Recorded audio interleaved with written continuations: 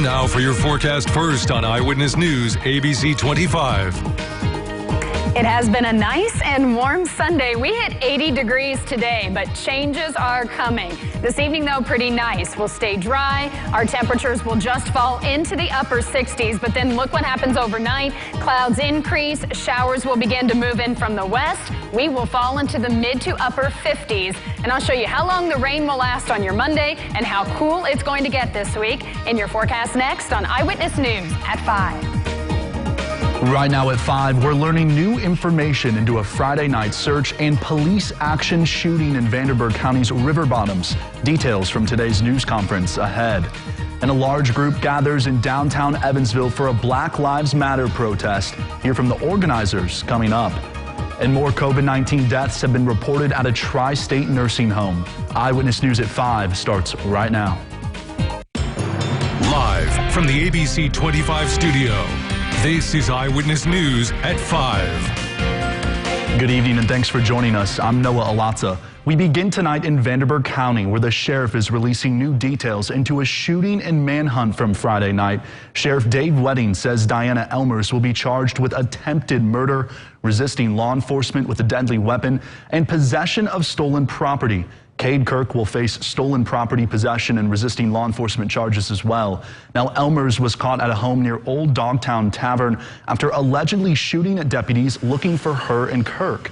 Kirk surrendered to police in a wooded area after Elmers was caught. I'm glad we had a reasonable outcome and a reasonable end, but they put a lot of deputies and other officers at risk throughout this evening.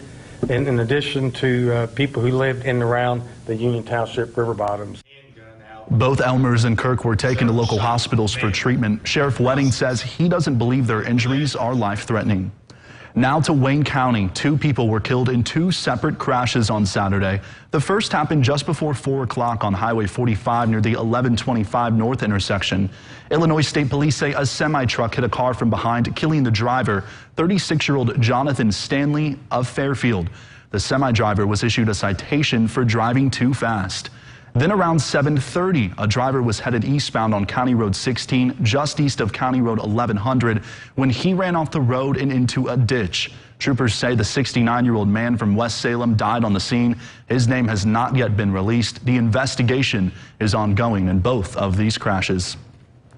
A large group gathered at the Four Freedoms Monument today to hold a Black Lives Matter demonstration. Today's event was organized by 2 local high school seniors, and they say they've been wanting to organize an event like this for a while. But Wednesday's announcement by Kentucky Attorney General Daniel Cameron in the Breonna Taylor case moved them to hold an event today. A grand jury indicted fired officer Brett Hankinson on 3 counts of wanton endangerment for shooting into a home next to Taylor's after police entered her house on March 13th. No one has been charged in her death.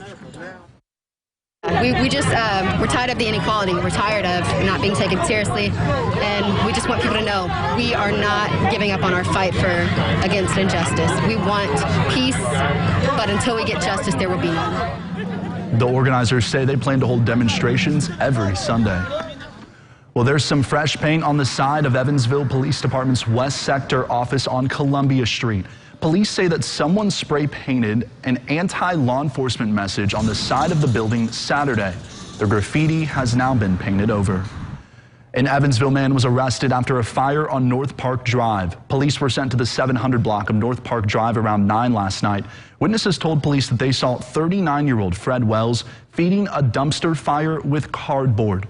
Wells was arrested and charged with arson. The death toll at a long-term care facility in Boonville continues to rise tonight. The Warwick County coroner Sarah Seaton tells Eyewitness News that 3 additional COVID-19 deaths were reported Saturday at Boonville's Woodmont Health Campus. The latest victims are 2 85-year-old men and a 92-year-old man who died Saturday from the virus. This brings the total COVID-19 death toll to 6 at that facility. Now let's check in on confirmed coronavirus cases in the tri-state. In Indiana, Vanderburgh County added 385 cases over the past week. 163 cases were added in Warwick County this past week. And in Kentucky, Davis County added 109 new cases, while Henderson added 88 new cases this past week. McLean County had the least amount of cases over the last 7 days, with only 4 reported. And now to Illinois. All of our southern counties there have added new coronavirus cases over the past week. COVID-19 has killed more than 204,000 people in the United States, and cases are rising in 35 states and Puerto Rico. For the first time in 3 months, New York State reports more than 1,000 new cases in a day. Stephanie Ramos with the latest.